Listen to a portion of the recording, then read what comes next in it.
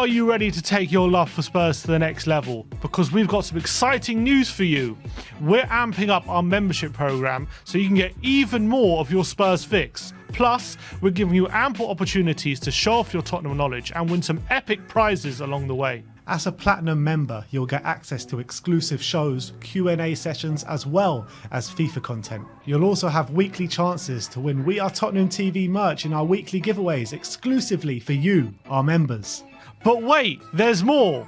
We're introducing members-only giveaways during our watch-alongs, so not only can you watch the game with us, but you can also interact and win some incredible gifts along the way, talk about a win-win situation. And if you're a die-hard Tottenham Hotspur fan, we've got something special just for you.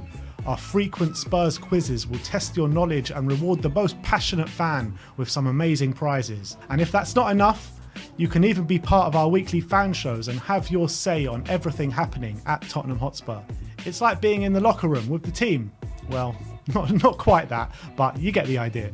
All of this epic content and exclusive benefits can be yours for just £12.99 per month. That's less than the price of a burger and a pint at the Tottenham Stadium. So don't wait, join our We Are Tottenham community today and take your love for Spurs to the next level. Trust us, you won't regret it. Come on, you Spurs.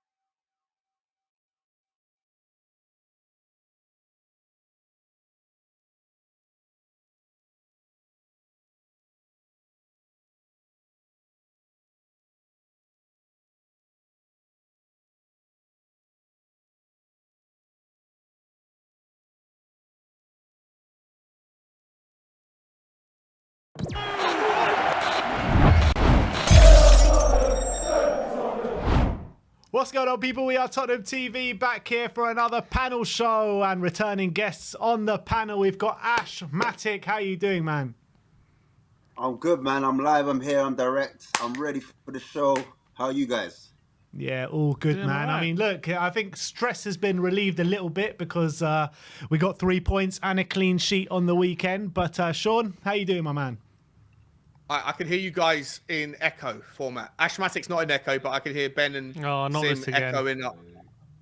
Can you both hear us in echo? Yep. I'm here Ash, in can you echo. hear him in echo? Yeah, echo, Yeah. both echoes. You're fine, but they're not. Yeah. It can't be that. One sec, guys. I'm going to try sort this out. We're trying to sort it. Apologies for the technical difficulties, guys. Can everyone hear us all right in the chat? Just put on. Now. Is the echo gone now? Is it still there? Can you hear us? Yes, there you go. There you're better it's now. gone. That's it. It's gone. Am I in shot? Boom. I feel like I'm out of shot.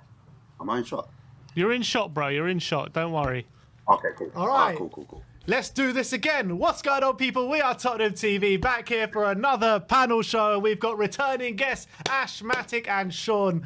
Ash Matic says he's good, he's vibing, he's live and direct, ready for the show. Sean, how you doing, my man? I'm also good. I'm also live and direct, and I'm also somewhat ready for the show. I've got mud down here, ready to throw on anyone's particular opinion. That's what we do on the We Are Tottenham panel shows, apparently. So I've got mud ready to throw, and I'm happy to be You here. ready to sling throw it? I knew you were bathing in that mud, Sean. I just knew it. Well, you know, when you say as many things as I do, sometimes you have to just accept the fact that occasionally you're going to be in the mud. So you might as well just always have a mud bath near you and, see what happens. Completely agree.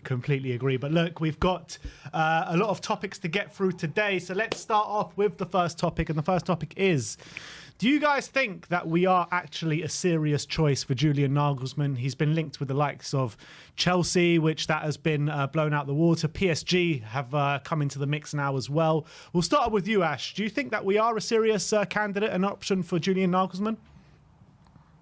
I think the club really want him, and they're trying to create smoke screens all over the place to say, just to make sure they don't get thrown in the mud, because otherwise they'll be knee high in it.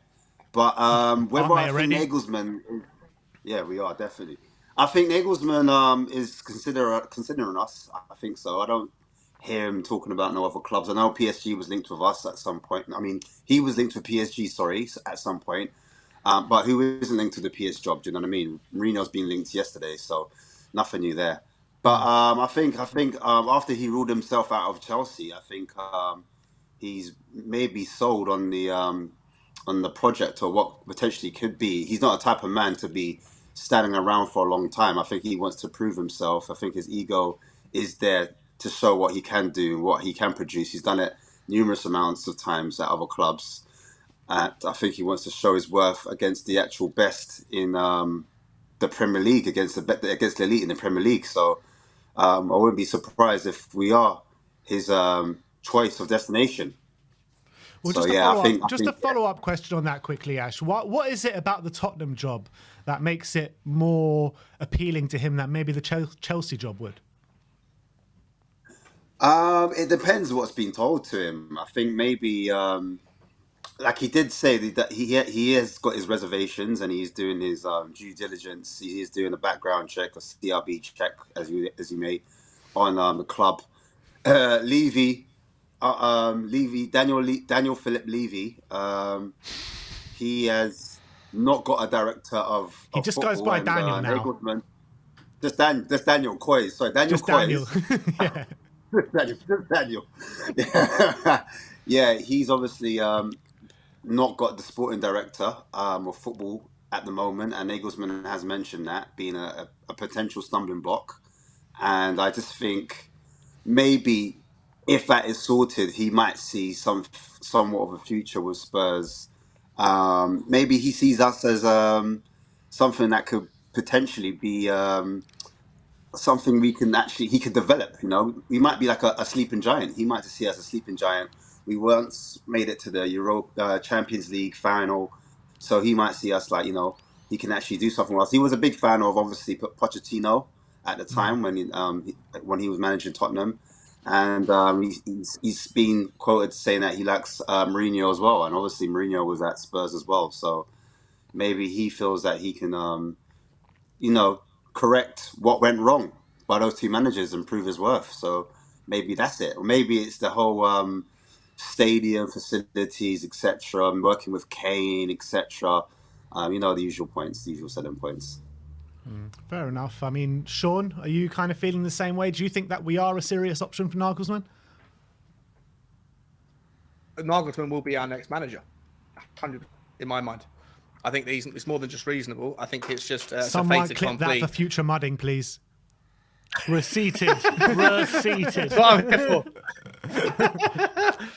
I think that I genuinely do think he will be. I don't see unless Nagelsmann is gonna sort of do the dirty a little bit and like give all the indications that he's willing. I personally believe that there are significant conversations that are happening, that have happened, and if you believe the narrative that's presented, that he's willing to do it, he just needs to know who he's working with from a director of football role. And I don't believe that just because there's no noise within that framework around the director of football that there's no conversations happening. If you remember, there wasn't a single ITK, there wasn't a single source or journalist from any of the major media outlets that alerted us to Scott Munn. That was just announced out of nowhere on the Tottenham website, as far as I'm aware, unless someone's going to mud me on that one. But I don't remember seeing anything about it. No, I don't. And I think that I think the same thing's going to happen with the director of football. And I think that there's a lot of very talented directors of football out there that are potentially available right now. I think that Michael Edwards from Liverpool, who left Liverpool last year, I think he's available. And I think that Julian Nagelsmann would love to work with him. They've got a good relationship. You've got the fella from PSG, Luis Campos. Luis Campos. He wants out of PSG at the end of the season. Obviously, you've got Ralf Rangnick, who's currently working with Austria, who's recommended Nagelsmann to the job. His involvement or interest in working with Austria only extends to the European Championships. It's a part-time gig anyway. I don't think there's any reason why you couldn't work with him. What will be interesting to me is what happens and what is actually Scott Munn's role. Is he actually going to be involved in the Tottenham Hotspur footballing club side of the business, or is his role as chief footballing officer more around trying to build relationships with clubs, similar to what his role was with City Football Group? But generally speaking, I'm getting off the topic. To get back from the tangent, I genuinely do think that Nagelsmann, if his hesitations or reservations are around who he needs to know who he's working with, I think those conversations are happening. And I think any one of the number of directors of football that are out there that could be, you will see at Tottenham in the summer, will be good enough for him. So, yeah, I think that it's more than serious. I think I'm happy to be mudded if I'm wrong, but I do think that Nagelsmann will be the Tottenham manager next season. I asked the question. Just to jump on that, Sean. Go on. Yeah, just to jump on that as well. It's funny about actual Michael Edwards from Liverpool, the actual sporting director. He actually used to be Tottenham's chief analyst under Daniel Comolli. And when Comolli left in 2011. He said he went back for him. He went back for my guy, and then he ended up obviously losing his job, and then he took more of a serious role, and he became chief analyst there, and then he became technical director, and then eventually sporting director as well. So he has a bit of history with us. And imagine if we kept him on around when Dan Mitchell was around, and he could have potentially been our sporting director as well. So there is history there as well. Just thought I'd add that in. Yeah, no, I've done a bit of research on him, and I don't think that he had any bad feelings towards Daniel Levy. Obviously, we all thought Paul Mitchell was going to replace him at Liverpool. That's not happening. Liverpool have gone a different direction, apparently. So Paul Mitchell's available. Whether or not he could come back, who knows? Maybe for a different conversation, a different day. But you've also got Monchi from Seville. You got the Hugo Viana from Sporting. There's so much talent out there that in the director of football role. I don't think it matters if you pick one of the top 6 or 7 candidates. I don't think Nagelsmann will have a problem working with any of them as long as he has what he needs, which is a little bit of the final say or some influence over the transfers. And I think that Daniel Levy would be mad not to give that up, given the current environment around his own reputation. Right now, in this day and age, what makes the Spurs job more of a more of a pull, well, not more of a pull, but more of an interesting proposition to Nagelsmann than maybe the Chelsea job? I think with Chelsea, I think personally, maybe because they've spent so much money and the way they spent the money as well, I think it might be to do with the owner, the American owners. They might have a different idea. Remember, they fell out with his German colleague. Tuchel, yeah. That's at Bayern Munich right now, Tuchel. Tuchel might have had a word with Tuchel and then experienced it himself about certain ideas, certain philosophies, and certain non-negotiables. And they might have just spat their dummy out and just said, "Nah, that ain't going in." So he might have just thought, "Right, you know what? Let me just go over to Tottenham because these guys aren't talking my type of language." There's certain things that managers they need, and it's being reported. I don't know how true it is, but he doesn't want to sign unless his actual priorities are met in terms of transfers and what he thinks are right for his footballing philosophy or his footballing ideas, etc., etc. So maybe that's what that conversation that's happened, and maybe he has to get something down in writing before that actually goes ahead and happens. So who knows? We'll see. That's my opinion anyway. I think that Tottenham is like people are presenting this Tottenham job as a poison chalice, and I don't subscribe to that mindset. I think that maybe it was a poison chalice after Jose or before Jose, but then when you've had two of the best managers in the world come here and technically failed, I guess you could call it. But the next manager that's coming through is never going to be of the same ilk or the same caliber as Conte or Mourinho. And so anybody, in my opinion, that comes through has got a free hit. If they come in and they fail, it doesn't damage their reputation because Conte and Mourinho failed before them. If they come in and succeed as a young manager, and that ostensibly seems like one of the criteria that Daniel Levy is looking for as a manager, all of the guys that are on the shortlist are below the age of 50, mostly, then it's a free hit. If they fail, they've got the excuse of, well, so did Mourinho, so did Conte.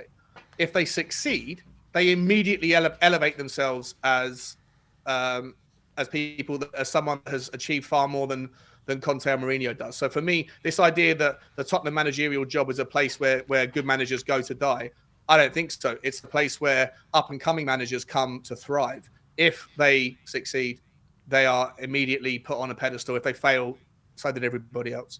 For me, it's a no-brainer. But Sean, on that, with the Spurs job being a poison chalice and stuff, with specifically Nagelsmann, right? He's been sacked by Bayern Munich after a short space of time, or not very long in the job. Everyone expected him to last longer. And if it does fail at Tottenham and he lasts a similar amount of time or a bit less of a time, would you not think maybe clubs will start to second guess him a bit?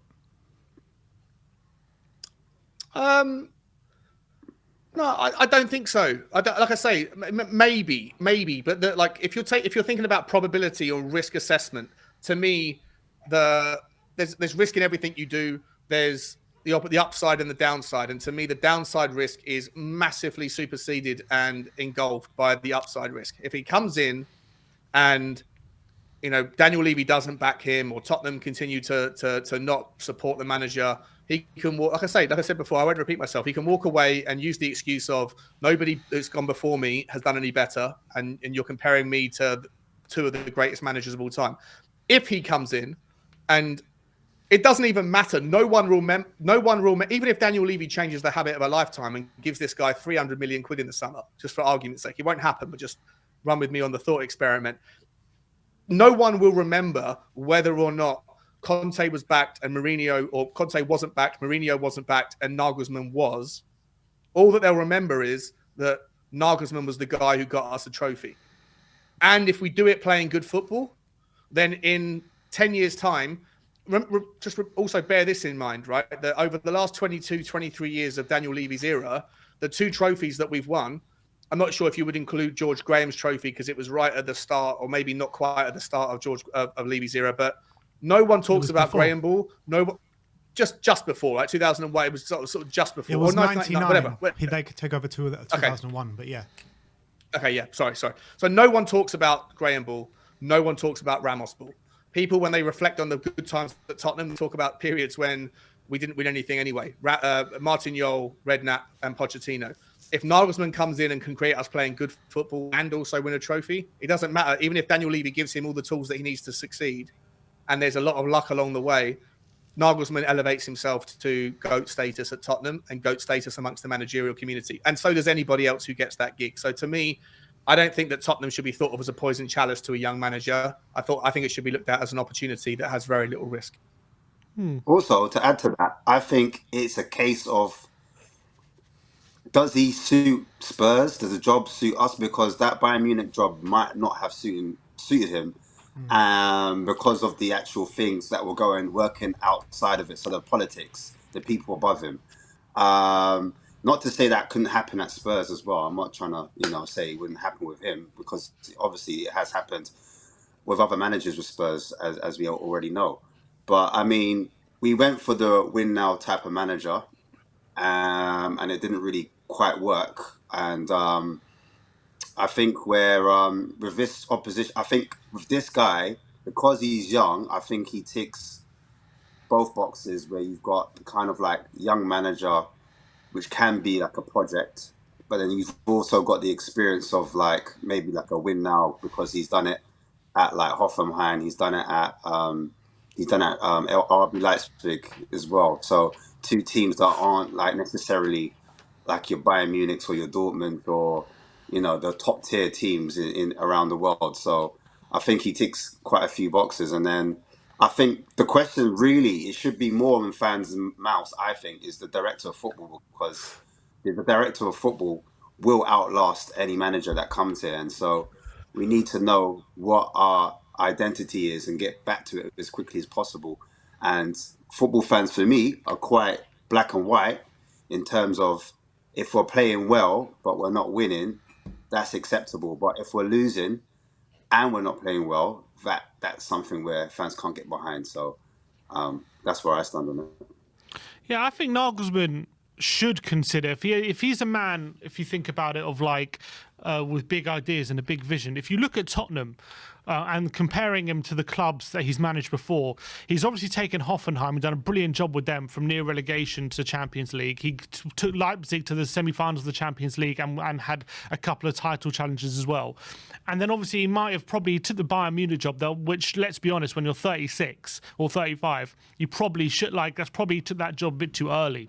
Like, he probably should have waited. He knows himself, I think, that he should have waited a bit before taking that job so he can command a bit more respect from the senior players, whereas now. But Tottenham, in a way, have, like, in terms of the profile of the club, they're like nearer to like maybe like a Bayern Munich or something than to Leipzig. But in terms of the structure, footballing wise, I think, and the structure of the club, I think they are a bit closer to someone like a Leipzig. So I do think there's a lot of scope for him to imprint his own stamp on things. Whereas I think like this guy's a very innovative manager. This person, Nagelsmann, if you remember, when he took over at Hoffenheim, he put a massive jumbotron screen in the training ground so he could edit the teams, tell them what they're doing wrong in real time. He's really innovative with the different training methods and stuff. Maybe when he comes in with that kind of stuff a team like Bayern, it's maybe less well received because they're so successful. Like, why do we need to change anything? Why do we need to do all these different methods? We have to just keep doing what we're doing on the training ground. But like, he comes in with all these innovative methods, which we are desperate for at Tottenham. We need a complete revamp of how we approach things, like from a footballing standpoint. And I feel like we're so behind in these things. And I feel like Nagelsmann should be able to come to Tottenham and be able to imprint his own style and have a lot of control. And maybe at a bigger club, maybe even at Chelsea, he wouldn't have that control. Whereas at Tottenham, because we haven't been as successful as a team like Chelsea, maybe we're so desperate for those different ideas, he'll see that as an opportunity. And so that's why I think he looks at this Tottenham job and he thinks as well, because there's, in a weird way, there's more instability at Chelsea than there is at Tottenham as well right now because of Bowley. We don't know if he actually knows what he's doing or anything like that. Whereas Levy, like, we know he's like incompetent and stuff and he's struggled. But at the end of the day, he has been at the club a long time and he knows the he knows the market of football, unlike Bowley, in a different way. So maybe he sees Tottenham as something he can imprint his own ideas in, something that he knows there's a lot of scope to improve this team and stamp his like innovative ideas in the training ground, and he'll get listened to a lot more.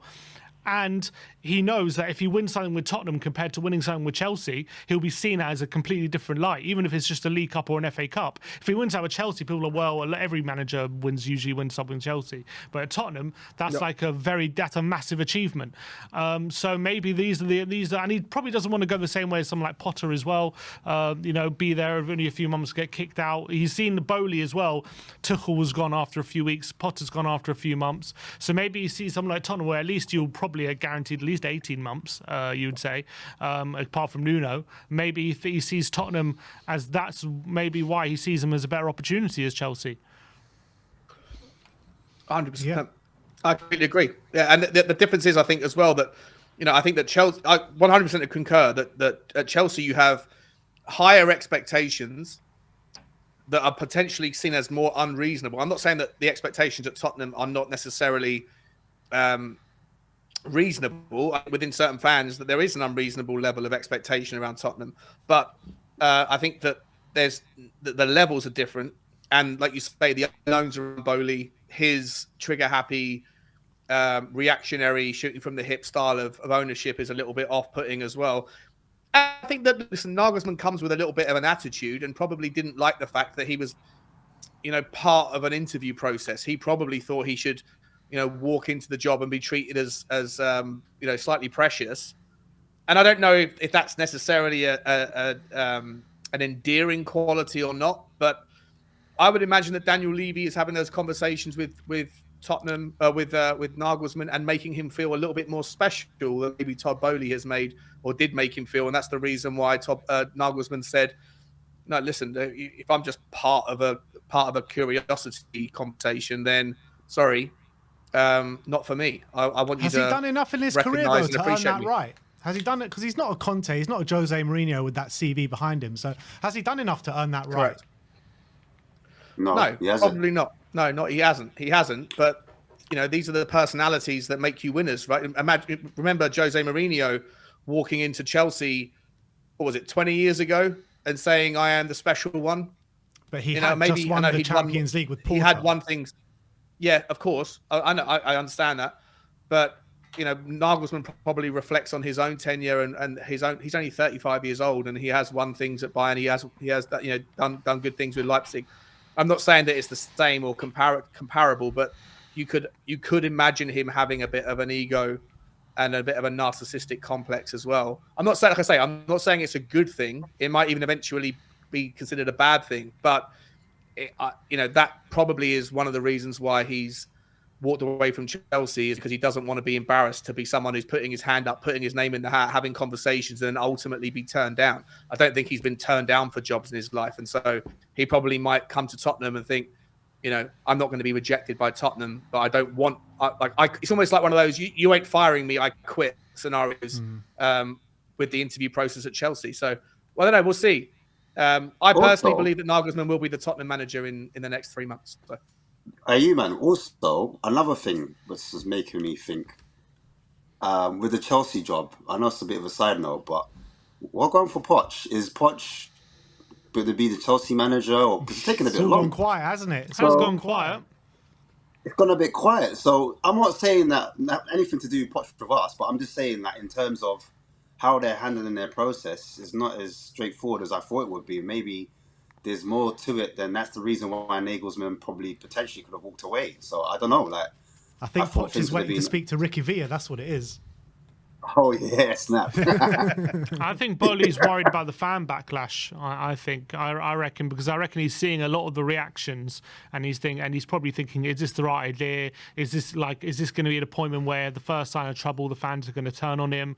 I think we've seen already Bowley bow to the fan pressure, because I don't think he wanted to sack Potter, in my opinion. I think he wanted to give him till the end of the season, but the fan pressure got so heavy that he just, at the end of the day, there was one loss too many, and he had to let him go.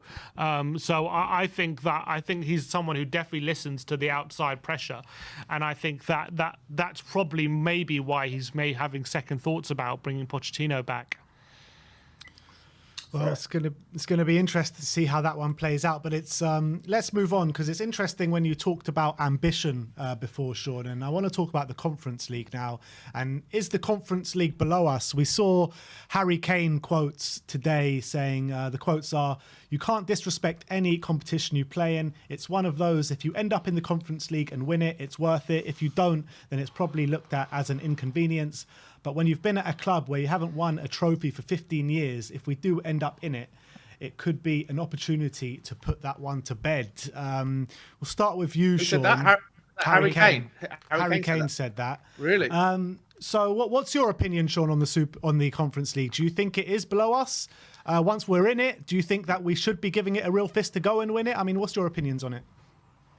Yeah, 100%. I didn't know Harry Kane said that, but that essentially resonates with my thoughts entirely. Like, I don't care if we finish.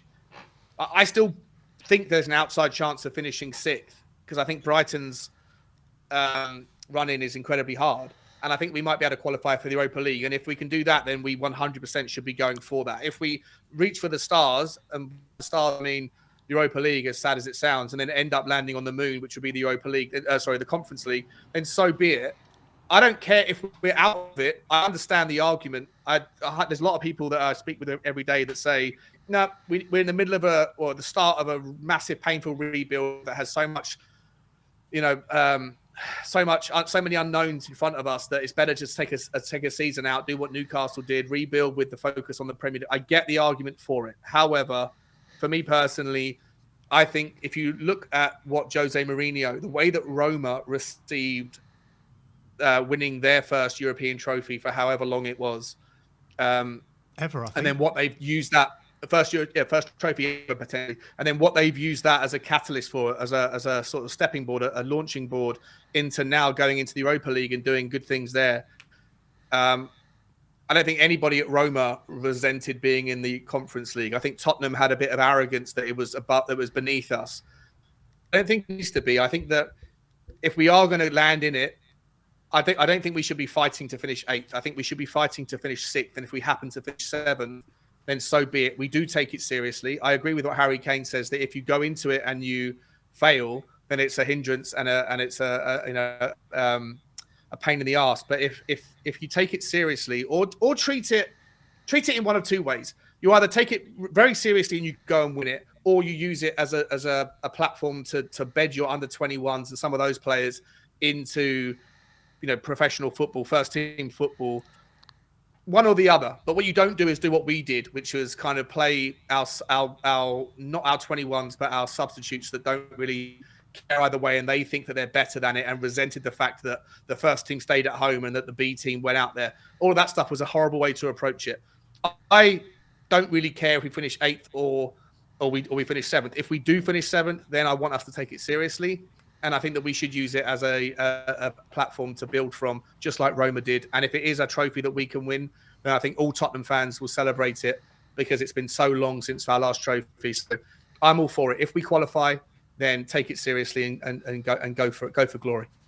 Yeah, I think that's absolutely spot on, to be honest. I mean, I don't think anyone can sit here hand on heart saying, I'm dying to be in the Conference League. I want to play in the Conference League next season. I think we all kind of look at it as a bit of, it's a bit embarrassing probably to play in that tournament. But I think if we actually do qualify for it and we are playing in it next season, surely we got to go all out to win it, or try our best to go and win that. What do you think, Ash? Yeah, I agree with you guys, but I don't want it to be an echo chamber, so I'm just going to switch it up on you, man. And I just remember Paco de Ferreira, if that's even how you say the name, and us getting beaten. There's something about us in competitions, yeah, especially when they're low competitions against low opposition. The low opposition, doesn't matter how dead they are, they just turn up and they end up embarrassing Spurs all the time. And I think that's what hurt Miura. A lot of Spurs fans' pride. Mm-hmm. We're up for the game, we're up for it. We're like, yeah, we can see this player, we can see this different formation. Like, we get a chance to see some of our younger players. And then all of a sudden, it's just another reason to be angry again on a Thursday night. And like, damn you, Spurs, not again. Do you know what I mean? So yeah, but you know what? To be honest with you, I am with you guys. Like, as much as I'm trying to, swing the other way, pause. But to be fair, I just think it just makes sense to kind of put out your just try to tinker with systems, try to use different players, and then if you can go for it, because let's face it, when it's the League Cup in the final, you end up playing Man City or Liverpool or Chelsea, who we end up always losing against on penalties, or we end up losing 2-1 or 1-0.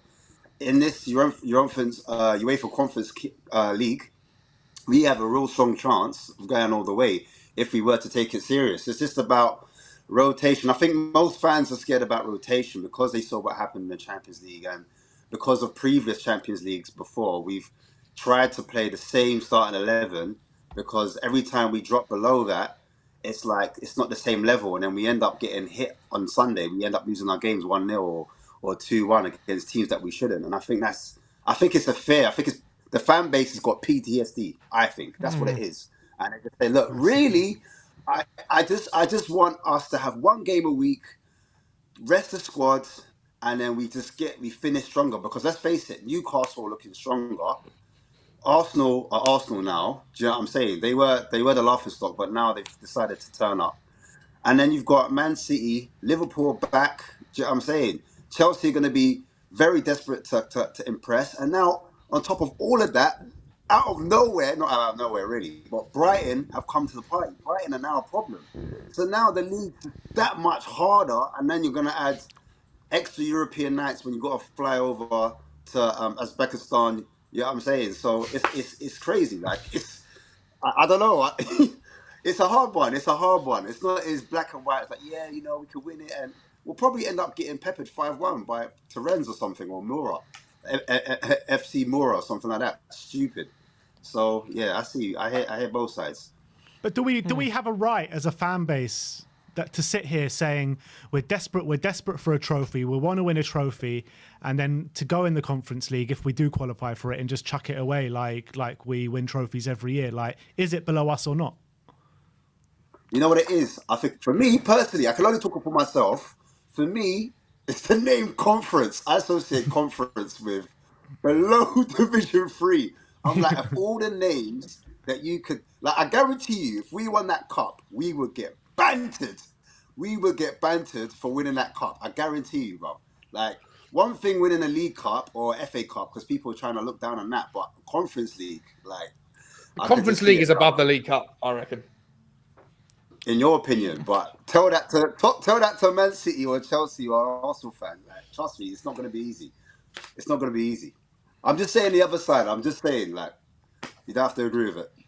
Yeah, I mean, for me, I really don't like the competition, to be honest. I wish it just didn't exist and we wouldn't have to have this conundrum. But the fact of the matter is, it is here, and it is a third-rate European competition. I'm not going to lie, I would rather not qualify for it. I would rather just have no European football than be in the Conference League. But if we were to qualify, I agree with Sean's assessment. We have to go for that last Europa League spot. I do think Europa League is a good competition. And if we do happen to fall into that Conference League spot, then I do hope, well, I mean, a part of me does hope that we take it seriously, but the problem is, because if you got a new the new manager would really value that time on the training pitch with the players, and I feel like it just breaks up that midweek when you have to go travel. It takes the day before, and then you don't have the training day game.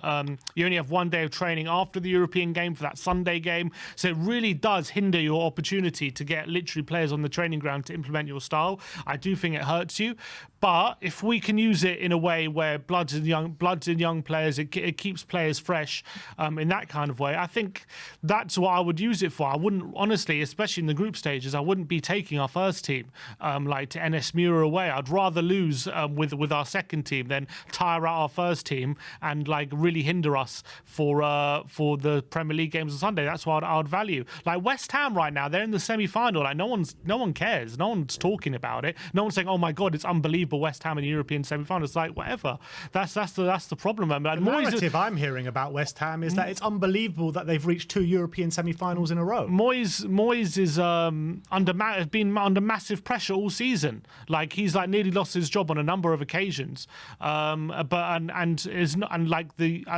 guess the Conference League has been like a really good thing for them. Like the fact they're in the semi-final, and it would be a great achievement for them to win it. But the fact of the matter is, we've been Champions League regulars over the last decade or so. We've been in it more than we haven't been in it. So to then drop into the Conference League is obviously going to be a bit of a kick in the teeth. And whether you want to see it as below you or not, the fact of the matter is, when you've been in the Champions League, you are going to see it as below you. And I think a lot of the players will do. But we are going to have a refresh in the squad, maybe a different mentality. And I do think if we were to reach the knockouts, I do think at that point, yes, I think you've got to play your first team, take it very seriously, and try your best to win it at that point. But I think at the beginning of the season, it's hard for me to say that I think we should value those group stage games that highly, when I think the new manager's going to need that time on the training ground. I'd rather he keeps the players at home and works with them, to be honest. What do you think the new manager, let's say for argument's sake it is Nagelsmann, what do you think his mentality around the competition will be? He'll want to win it. I'm sure. And you want a manager that wants to win it. Yeah. You want a winning mindset manager. What I would say, if I agree with what you're saying, Sim. Like the early stages, send over the B team or the youngsters or whatever. But I would be enforcing the message, kind of like what Ryan Mason said, which I thought was incredibly brave. Listen, I don't want Ryan Mason, and I don't want to go off the topic too quickly, but I don't want Ryan Mason to be our next manager. However, I want to give the guy absolute credit for what he said before the game and for his bravery and composure in making tough decisions around the pivots in formation and strategy. And it shone a light on some of the reasons why people maybe had question marks over Conte previously. But what he said specifically before the game was these players are playing for their futures. Mm-hmm. Right. And I think that you could take, and maybe he was saying that tongue in cheek. Maybe he was saying it to get a reaction.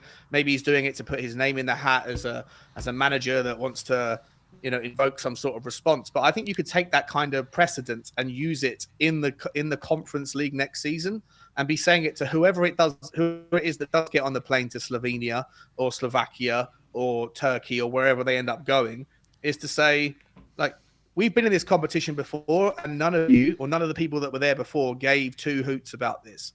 Mm-hmm. I am judging you on how seriously you take this. Like Harry Kane and Sonny and Richarlison or whoever may not be here, but the guys that are there, this is your audition for a pathway into the first team.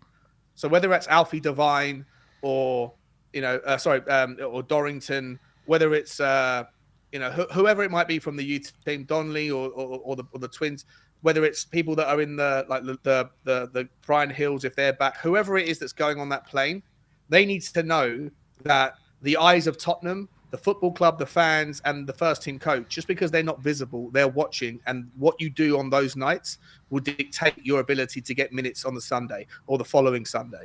And that is the way that I think that you can get the best out of both worlds. You can use it as a platform to experiment with the B team.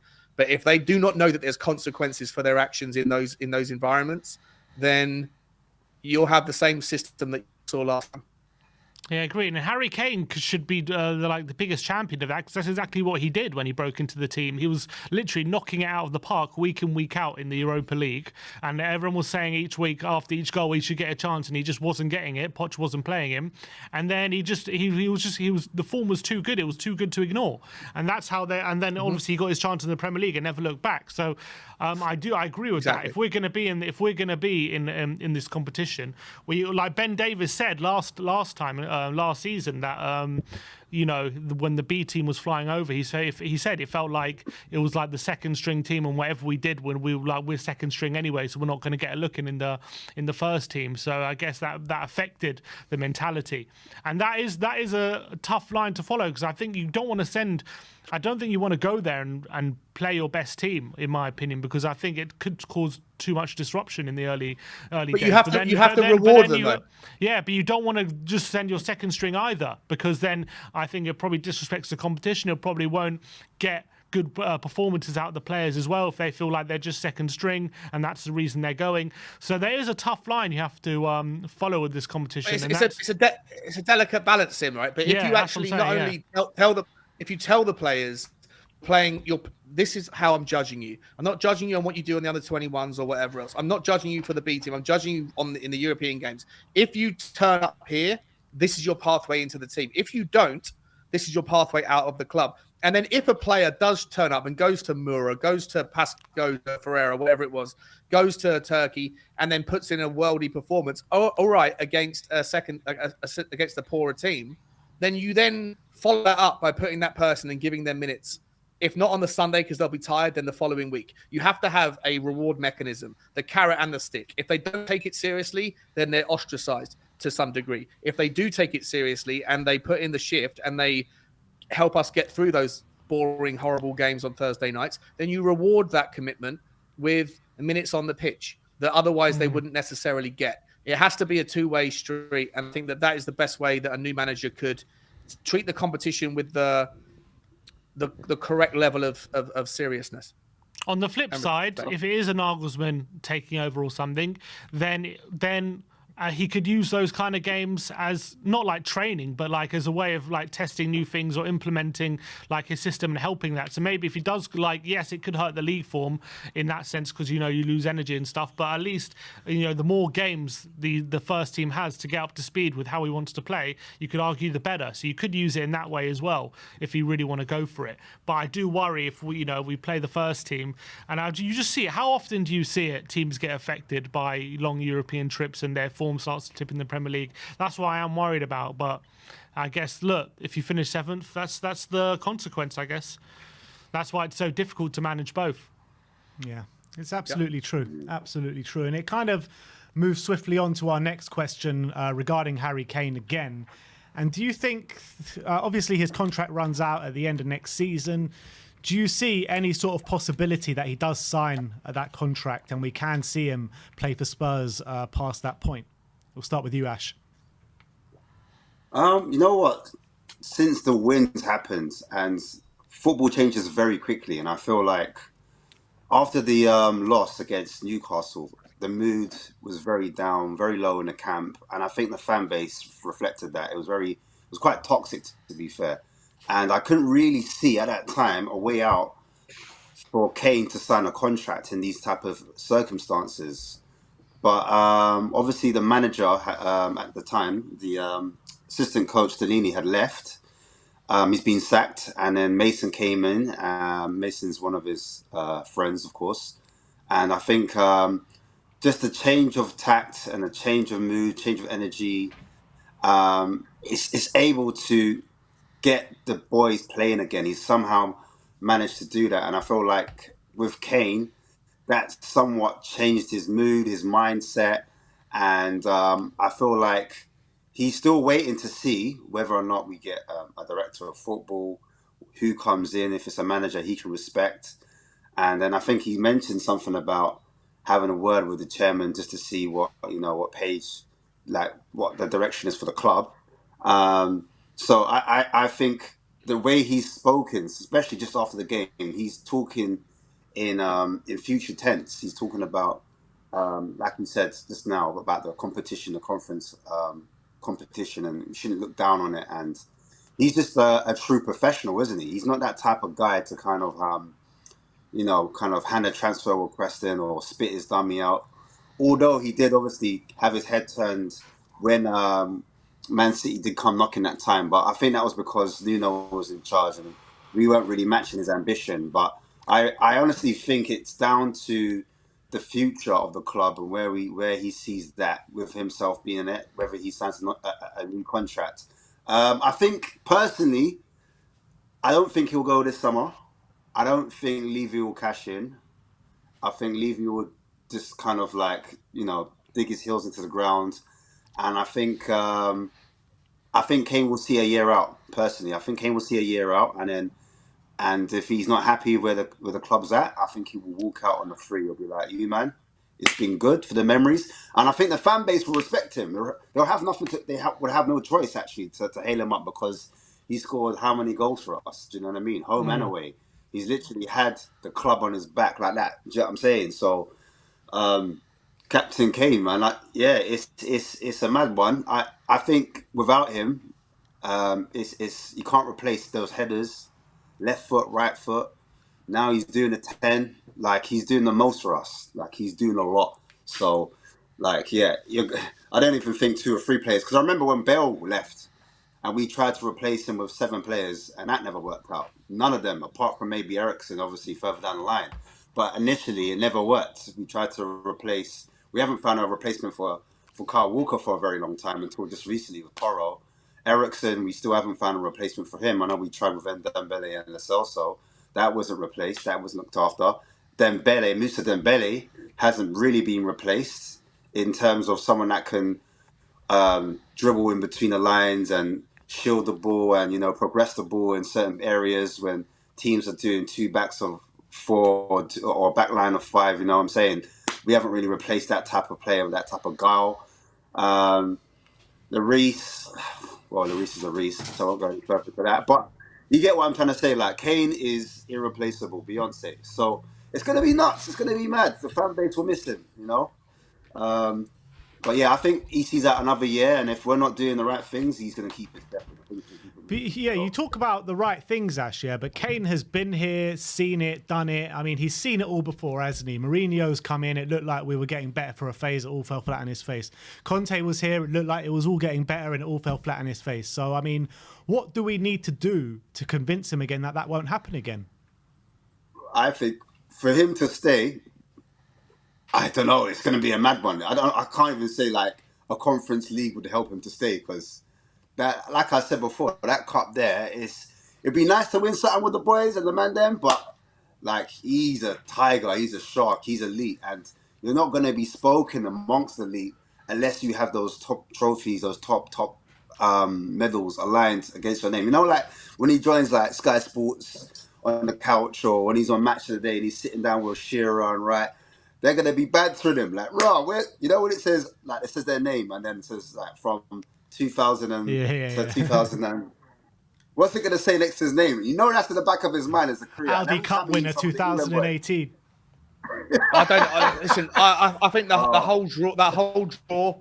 I know I'm in a minority here, and people in the comments and you guys on the panel can mud me if you think I'm mad. But this argument that Harry Kane's legacy as a GOAT of football is dependent on winning a trophy. For me, it's a narrative pushed by the media because 99.99% of all of the best players that have ever played football play for the best teams. And so there's this like assumption that if you want to be the best, you have to have won team trophies. And let me run with this for a split second. If Harry Kane, there's 2 arguments, right? Harry Kane, some people think that Harry Kane can never be considered a GOAT because he's never turned up in the big moments. He's never done it when they've been there, like whether he's not been fit or he's bottled it or whatever. Put that to one side. If you think that he can never be considered a GOAT because he has a bottle job mentality in the big moments, that's a different conversation. But if you think that, if you are someone who thinks that it doesn't matter how many individual records that he breaks, goal scoring records, that he can never be considered in the greatest of all time unless he wins a team trophy, and the only thing that will change that metric is him leaving a football club where the players around him, alongside his bottle job mentality in the big moments, isn't sufficient to get him over the line. And then he leaves Tottenham and goes and joins a club like Manchester United, where he will still have the same bottle job mentality, if that's what you believe, but that it's other players that are better around him that get him over the line. Then his GOAT status is dependent on other people getting him over the line. And to me, it's an absolute logical fallacy to say that he's only going to be considered one of the best of all time, no matter how many individual accolades he has, if he gets a team trophy, and that deficit is based on joining a team where there's a better bunch of players around him. Players around him should have absolutely no bearing on whether or not him as an individual is a GOAT. If anything, the fact that he can win all those trophies and win all those individual accolades, goal-scoring accolades, whilst doing it for a team that managed to finish 5th, 6th, 7th, 4th occasionally, it should actually enhance his reputation, not be a deficient negative to take away from him. So I don't believe that. I think that it's a nonsense narrative concocted by the media who want to see the best players playing for the best teams. It doesn't make any sense on a logical narrative that he will be considered a better player in the realms of history, the archives of history, simply because he moves to a team that has better players around him. Doesn't make any sense. But Sean, that's true. But that might be true. But maybe it's not about his individual GOAT status he's worried about. Maybe it's just more about his ambition and what he wants to be competing for. And the fact of the matter is, fine. And that's maybe more the argument as why he would leave Tottenham. It's not more like I want to be considered the best striker ever. Is I want to compete for the biggest trophies. I'm good enough to be competing for Champions League and Premier League titles. And at the moment at Tottenham, that seems like a very far way away, and he's been here for so long as well. He's been here for now, over 10 years, and he signed a big contract because he really believed that at this football club, he signed a 5-year deal or 6-year deal was it, because he believed that the future of this club was bright. He could really win trophies. He committed his long-term future here, and at the end of the day, we screwed everything up. Everything around him. He's been holding up his end of the bargain. He's been continually keeping up his standards, and everything around him hasn't been able to keep up with him at the end of the day, and been able to match him. And that's fine, Sim.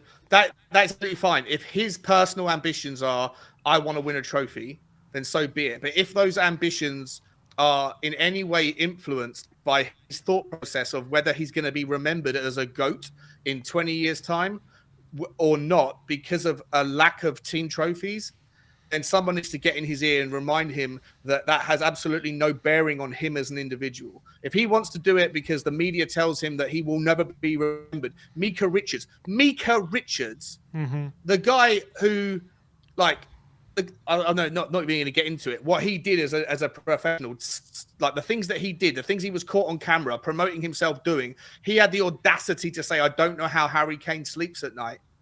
This guy.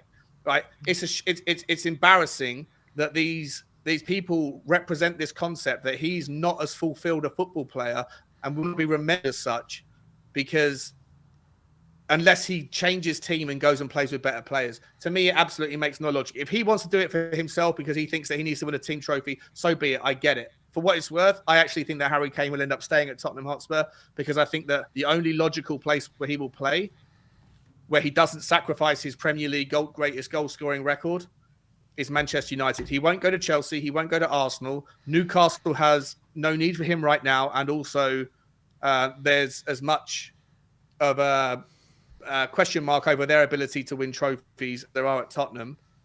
Manchester United is probably the only reasonable place that he goes. But if Daniel Levy holds out for an unreasonable sum in the summer, and Manchester United say not paying 110, 120 million quid for a 31-year-old or 30-year-old, they go and spend 80 million quid on Osimhen or one of the other, like Rasmus Højlund or somebody else. He ends up staying at Tottenham and says, "Okay, I'll leave for free in the summer following." I don't know where he goes. I don't know where he goes in the following summer, because he won't have. Could he go to Liverpool? Hit his record by the end. I don't think he'll go to Liverpool. He could go to Liverpool in terms of, like, is it going to damage his reputation the same way if he went to Man United? Yes, but I think that by then Liverpool also will have a striker. Chelsea won't need him by then. They'll have got their own striker. He won't go to Arsenal. He wouldn't go to Chelsea anyway. For me personally, I think he will sign for Tottenham under duress.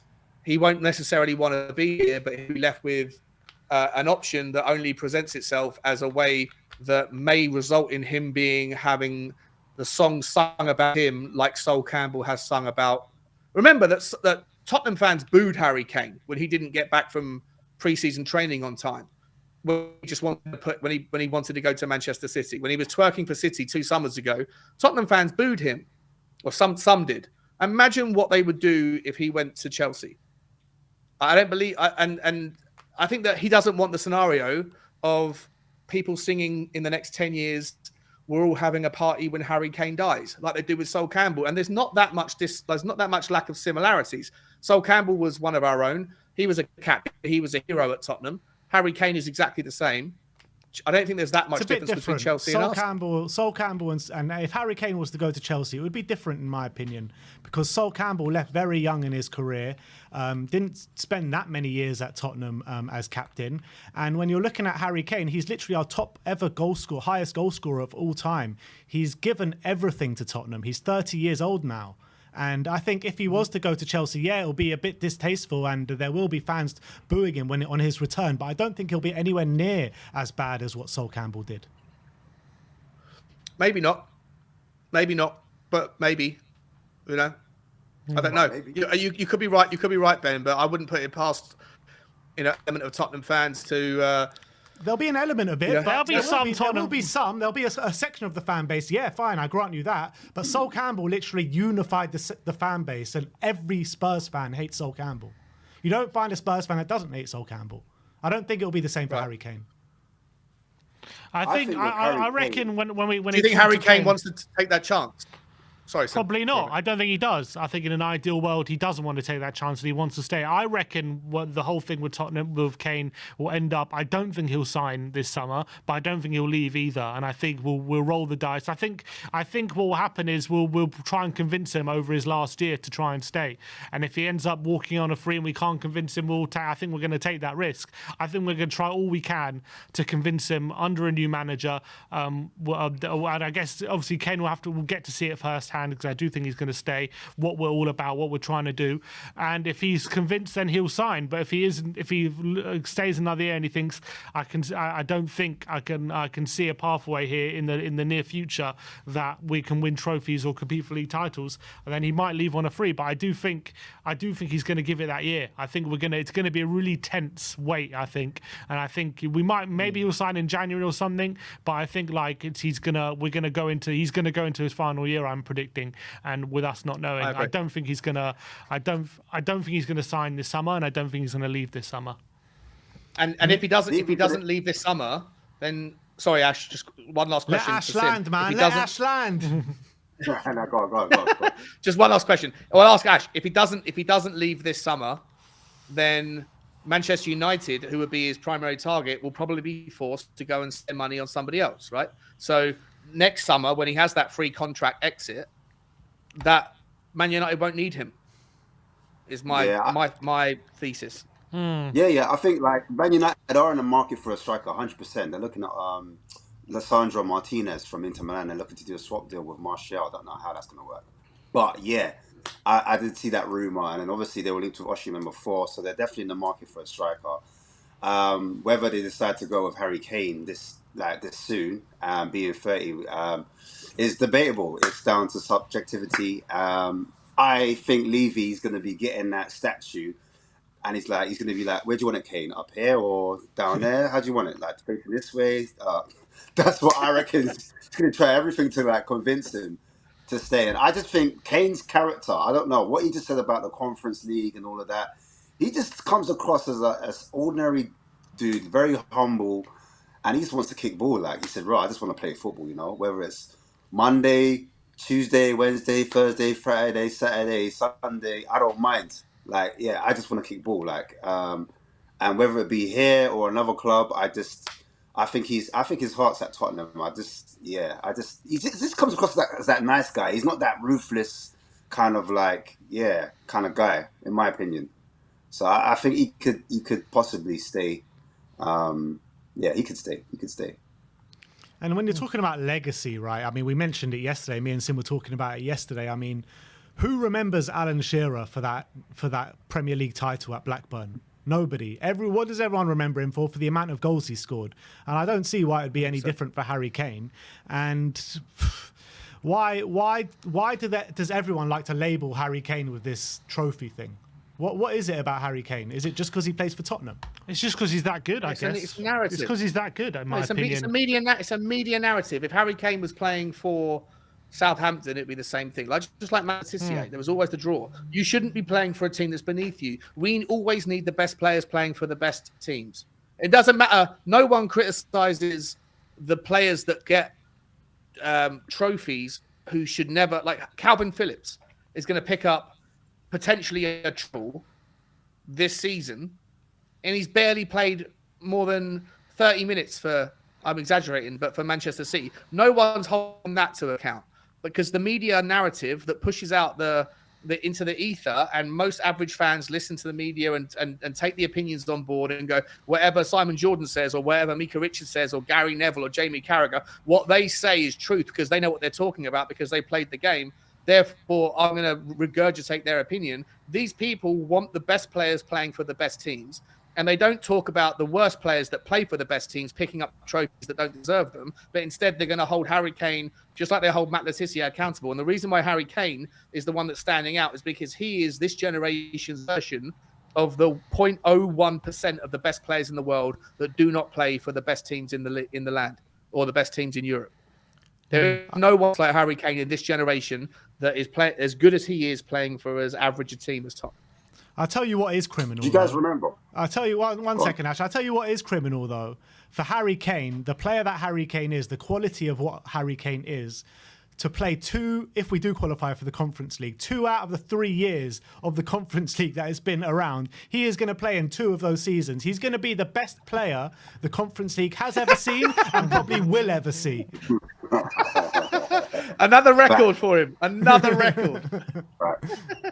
Go on, Ash. I don't want to carry on a debate. But I think I'll just throw it in there and then we can end it. But basically, there was a massive debate between Ronaldo and Messi. Some people are Ronaldo, some people were Messi. And I think what made Messi the GOAT was the fact that he won the World Cup. I think that was it.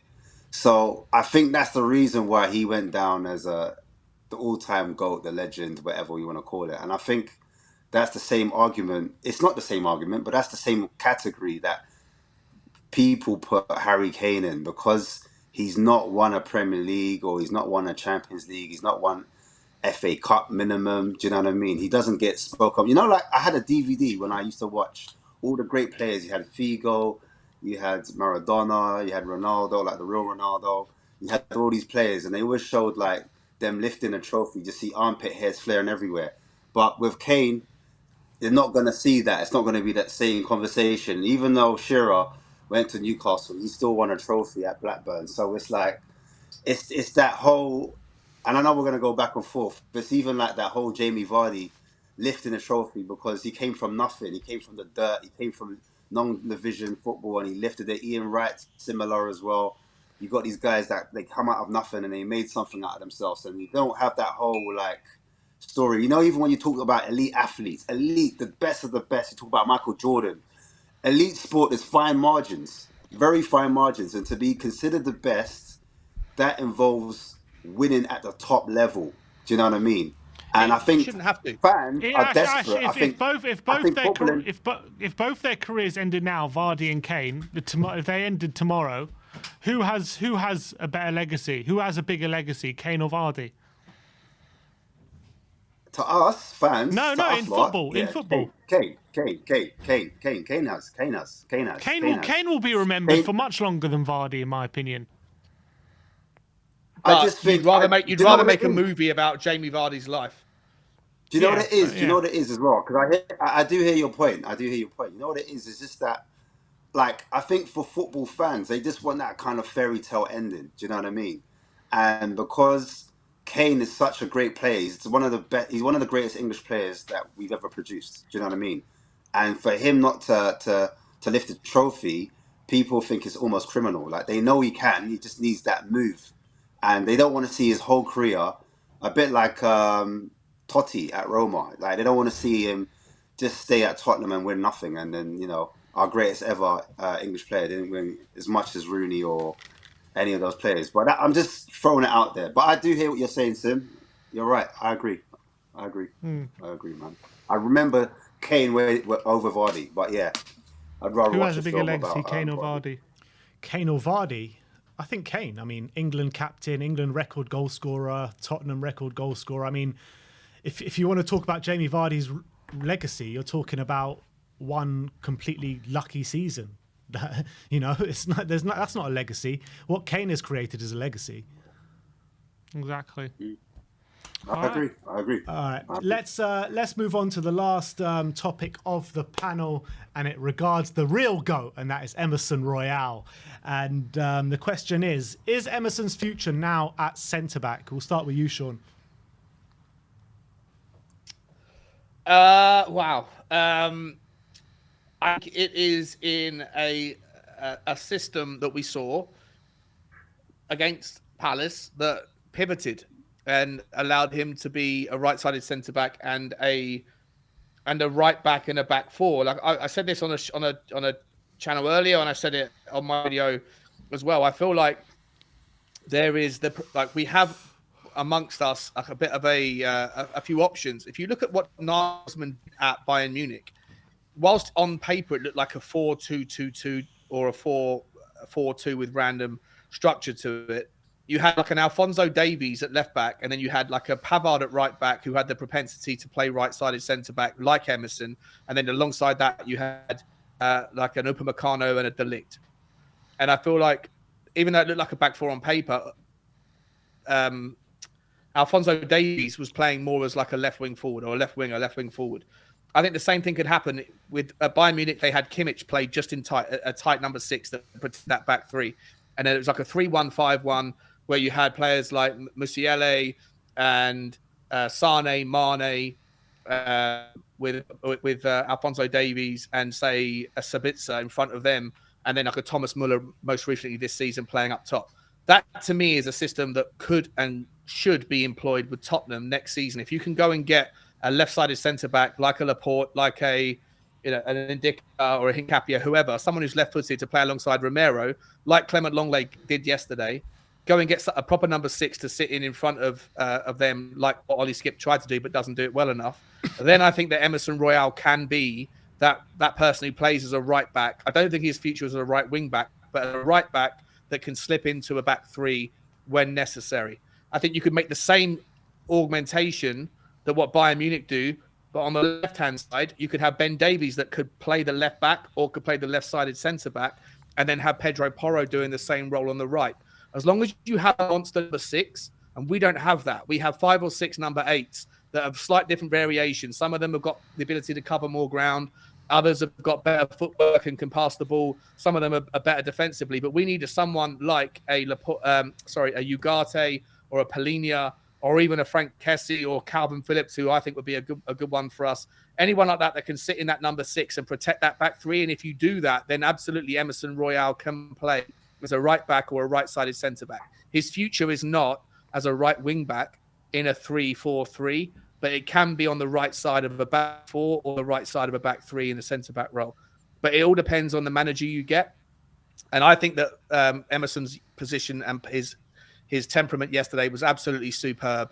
Coming straight back in, having been out for 8-9 weeks or however long he's been out for, he was largely the difference between the gap in confidence. Before, we've had zero confidence at the back, especially when the ball's pinged down the width against us. Yesterday, his presence was a spectacular improvement. And so I don't know if I'm rambling or going off tangent, but for me, Emerson Royale can play as a right-sided centre-back, or his future can be as a right-back in a back four, as long as you get a manager who can utilise him in the right way. Yeah, I think that's pretty spot-on analysis, to be honest. Ash, you feeling the same way? Yeah, I'll echo that. I'll just say, just to add to that, I think Mason got the best out of Emerson in that game against Palace in isolation, because in possession, it was, for me, for what I saw, a 3-4-3, and out of possession, it was a 4-4-2. And I think that's how you get the best out of Emerson, because from what I saw prior to that, he naturally, even when he was playing that wing-back role, he used to like to do, I call it an underlapping run, where he runs in the insides of the winger. And he did that a lot against Palace, but as a centre-back. And a lot of the centre-backs are asked to kind of do that kind of run, where they're not hugging the touchline, but they still support the attack, because they act as an extra body coming forward, and they make late runs into the box or just outside the box, just to create an extra body, to create an extra passing line, to make a triangle or a square, etc., etc. And I think defensively, Emerson Royale is probably one of our better defenders when it comes to heading the ball. So I think when Porro was playing right wing back with Romero alongside him as a right centre back, both of them were quite short, and so teams would hit balls over the top, and they both weren't very good aerially, and teams were finding a way in through that side. When I think Mason deploying Emerson Royale there actually complemented Porro, because he's not only just physically and athletically above that, suits him in that position. I think Like you need that height, you need that speed, you need that pace. And then also when you give him the ball, he's not someone that panics under the pressure. Yeah, he cannot cross. He's not good at crossing, and his final ball could be worked on. But I think in possession, building out from the back, he actually does it quite well. And also his character as well. As a right-sided centre back, I think him playing a little bit deeper, naturally he just drops in deeper. He's naturally a defender like that, so he naturally just sits there and helps to protect the players going forward. So sometimes he does drop into the back three naturally as well.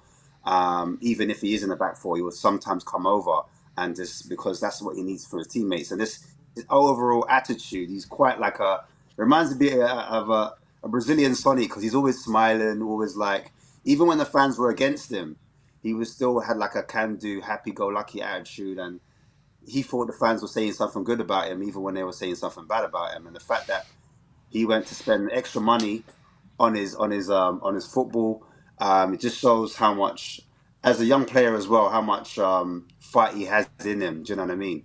But as a right-sided centre back, yeah, I think it was a good touch. I think it worked in that game in isolation, and I think depending on the opposition, I think it could work. I think he's got enough time to grow, is what I'm saying, because he's a young player. He's got enough time to develop in that particular role. Yeah, I like the look of him in that role, to be honest. And I think there's probably a role that suits him a lot more than how we've deployed him ever since he's come here. And I think a lot of fans have been calling him to be playing that right centre-back role that he did play on the weekend. I do question when we do play a more possession-based game and we do have to start having really good passes out the back and playing through teams' presses, is he going to be really good at that, or is it something we're going to have to manage? And I think it is something you can if you have maybe better passes alongside him, and then maybe he's not the one who's trying to beat the press. But I'm just worried he can become a bit of a press trigger like Sanchez is. Like when everyone knows when Sanchez gets the ball, you just that's like a trigger to start pressing, because they know he isn't great from playing out the back.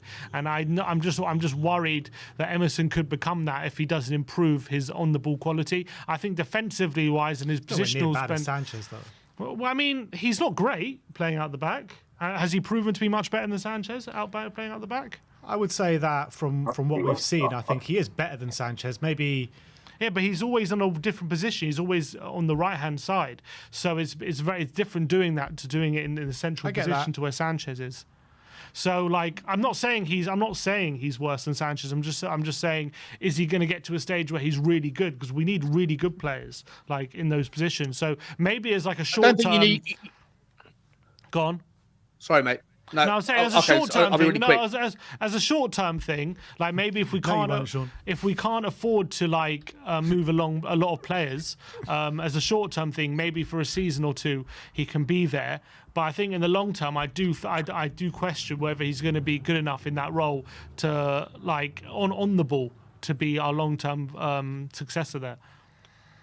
What I would say on that one is just I think that Romero moving into the centre yesterday was spectacular, right? The through ball, the lofted ball over the top was reminiscent of Alderweireld and Vertonghen level stuff when he put Sonny through. Spectacular. Sonny could have done better. So if you can move Romero into the middle, or have the option of playing him on the right, and you know that Romero has the ability on the ball to do that, like I've been presenting an argument a couple of weeks back that Romero's good enough with his on the ball stuff to play in the 6. Because I don't necessarily trust his rashness a little bit. Sometimes you can be a rash number 6, but you shouldn't be a rash centre-back if you're sliding in too much. Anyway, another conversation for another day.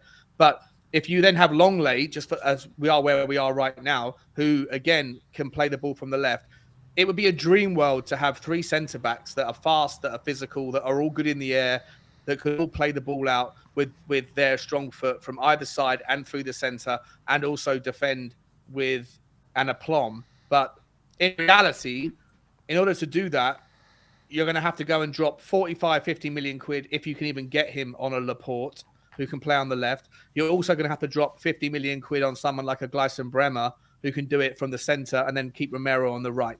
If you're going to play Emerson, I don't necessarily think that you can expect perfection. He's only 23. I think he can learn and can improve his on-the-ball stuff. I think his defensive capabilities right now given how much money it's going to cost to make this team perfect or closer to it, it's so beyond our real realms of reason that for me, I'd rather go and focus on one major centre-back signing that can improve defensively on the left-hand side and has the propensity to not dilute our ability that Longley offers on the ball. And I'll suffer Emerson. Like, if you can get 2 of the 3 centre-backs to be able to be good on the ball, right, really good on the ball, be able to ping the balls left and right or whatever, but all 3 of them are defensively solid aerially, they're fast, they're strong, they're quick, and they're composed and considered and organized, I'll take that right now. Maybe 2-3 years down the line, we have the luxury of going, okay, now we need to go and get all 3 centre-backs that can do everything. But right now, I think that Emerson Royale, I'll tolerate his limitations as long as it means that we can go and spend that money on the left-sided centre-back that can do all things that Romero can do, plus more. Yeah, agreed. That was pretty much my position. It's actually spot on, because my next question was going to be, and I'll give it to you, Ash, if we were to move on to next season, still playing 3 at the back, would you accept Emerson, Romero, and then one of the centre-backs that Sean was talking, Ndika, Hincapié, or the Man City Laporte? Yeah, for me, it's a thing where different players will complement each other where they might lack or they might proceed in certain qualities. So you might have 2 ball-playing centre-backs like Sean and Sim were alluding to, but then the other centre-back might be better at making that extra run or dribbling with the ball, or do you know what I mean? Making that spare man and being available. Because Emerson, let's face it, his long balls aren't his strength. That's where he's weak at. But where you find his strengths, I mean, on the ball. I remember when he was playing on the right with Kulu, even down to last season, they didn't play too bad. It was just Emerson's final delivery that was a problem. But in terms of being pressed in that particular area, I don't think Emerson was that player where you could press Emerson and he would lose the ball. I think he was actually not too bad in that area, because there was a lot of time where Kulu got the ball and he started doing his runs and Emerson left him to it. Do you know what I mean? I think on the ball, if you've got, like I said before, 2 centre-backs that can find, and you've got to remember, we've got 2 double pivots as well that play in between the first line of the press and the second line of the press. They're the ones that get on the ball. They're the ones that kind of do that quarterback pass that you're talking about, or that switch of play. All Emerson has to do is just short pass to one of those 2. And when we're playing out from the back doing a transition, you need that system where you have the 2 pivots, they create a triangle, or they create a square, they create an extra pass line. So I think Emerson Royale is not that much of a drop-off, if that makes sense, in that particular area on the ball as well. I just think he offers, because he's more mobile, he kind of like makes the run to kind of open up the space where these other players, they're not as mobile, so they might just ping a pass instead. Like Longley doesn't really do that kind of off the running, like how Ben Davies does. But Longley got better range of passing than Davies on that side. But what Davies gives you is running forwards, good blocking. He's more defensive, like aggressive naturally compared to Longley. Do you know what I mean? So like each player kind of gives each other a compliment. They complement each other in different ways, if that makes sense. You might lose one thing from one player, but then you gain it from another player and vice versa. So I think it's all about the balance. And I said, with the 2 double pivots being there, they also help the solidity of the 3 at the back to create a 5, if that makes sense. So I'll be okay with Royale staying there. I mean, I'm not to say he's going to have an excellent performance against the top 6 teams and he won't get found out every now and then. I'm not saying that. But like if we did buy a left-sided centre-back, I would be happy. I would be happy. Ash, especially if it's like do you think that we need a I keep saying this phrase, a monster number 6? Right, at the moment, you've got Bentancur, who we don't know what version of him is going to return in November.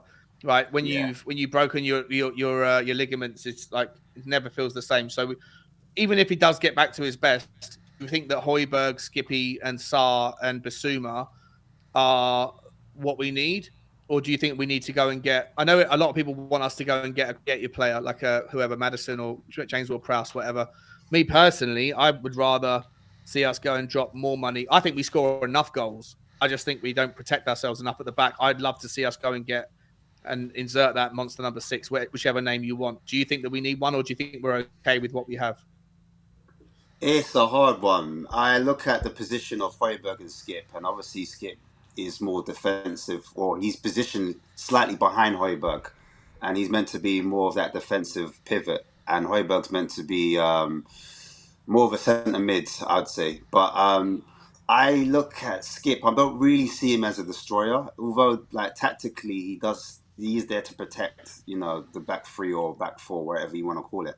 So I do think we could upgrade, but do you really want to lose Skip in that position? I'd rather sell Højbjerg. I'm honest. I think Højbjerg's got more asset value. I'm with I think you on could that, probably Sean. get 30 million.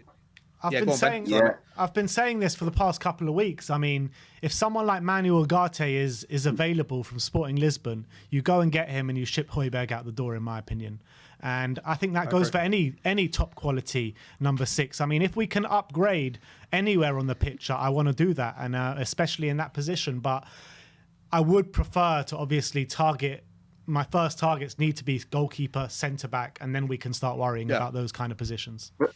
The thing is, my only issue with that is, if you're going to get a monster 6, does that mean Skip moves higher up the pitch? And if Skip moves higher up the pitch, has he demonstrated in this season that he has the ability to score more goals, to pass balls through the eye of the needle in tight spaces, to break the lines, to basically progress the ball in that final third, to kind of supply Kane, to do what Kane does? Because that's what we're asking that midfielder. Skip either goes out alone or he drops down to rotation. Yeah. So this is my thing. You've got to give Bissouma more of a look in next season. So then that means both of them have to go potentially. One, like you said, on low or on a bench, and one just has to go permanently, because the two then won't work together. One can't stay because one's not. No, Højbjerg goes, and then one. Højbjerg goes. You bring in the monster. Let's, for argument's sake, use Ugarte as the example. You bring in Ugarte he's probably going to cost you 50 million. You sell Højbjerg. Hopefully, you can get 25 or 30 for him. So you take a net loss, and then in the start of the season, you play Ugarte and Bissouma, and then you have Skippy and Sarr on the bench. And then when Bentancur's back, you then figure out at that point who deserves the merit, and then you use Skippy and Sarr much like you have this season as rotation players.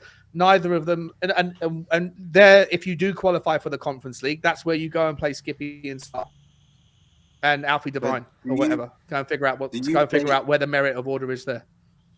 Yeah, fair enough. So do you invest in Ugarte? Where do you play Bissouma in that role? Does Bissouma start? Does Ugarte start? Does Bissouma go to the bench? And then I think both of them together. That's the double pivot: Ugarte, Bissouma. So Bissouma's more the attacking one out of the two. Then is that what you're saying? I would say so. Yeah. And then what? Not have a 10 then, because then we're still playing 2 in midfield.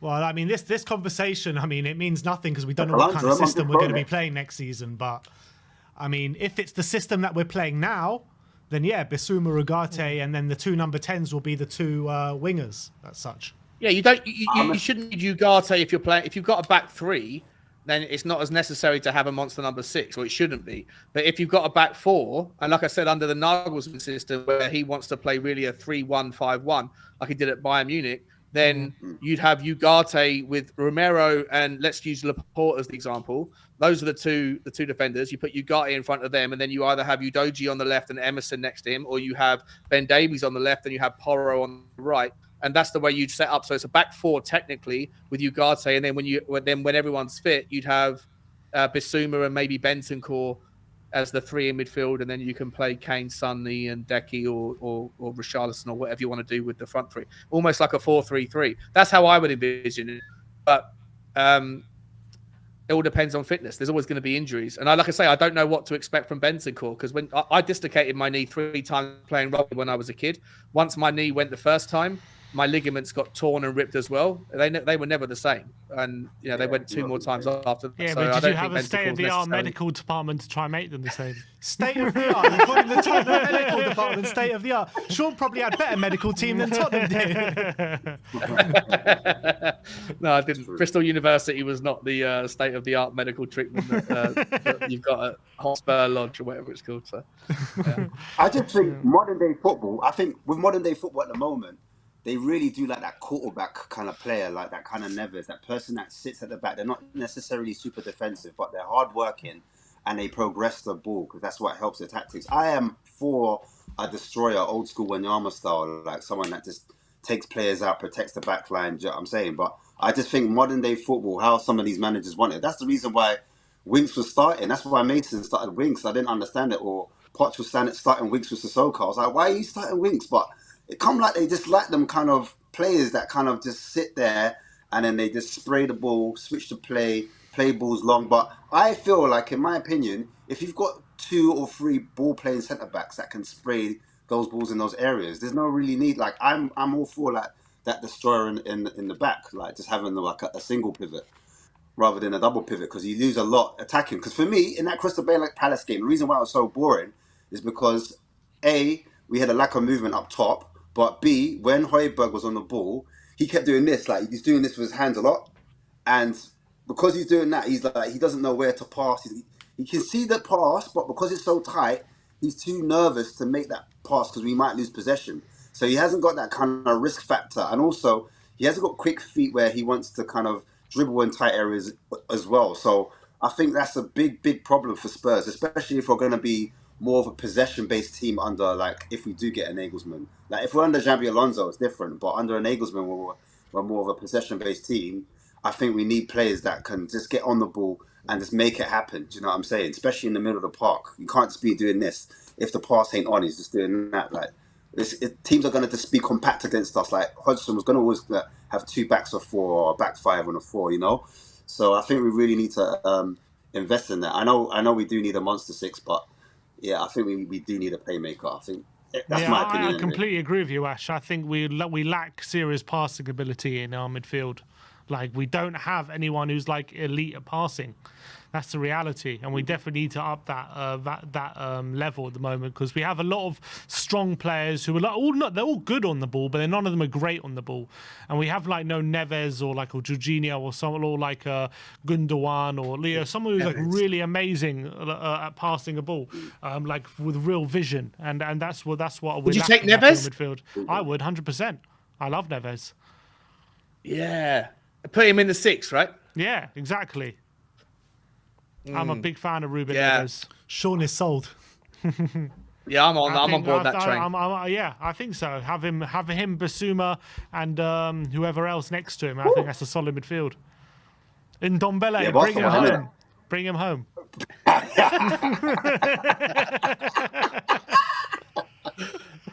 I was wondering when you were going to say that on a live stream, because I know you say it in the WhatsApp group like all the time in a closed. I was like, does he say this stuff out loud in front of thousands of people? He's already said it on YouTube a few times. Don't you worry, Sean.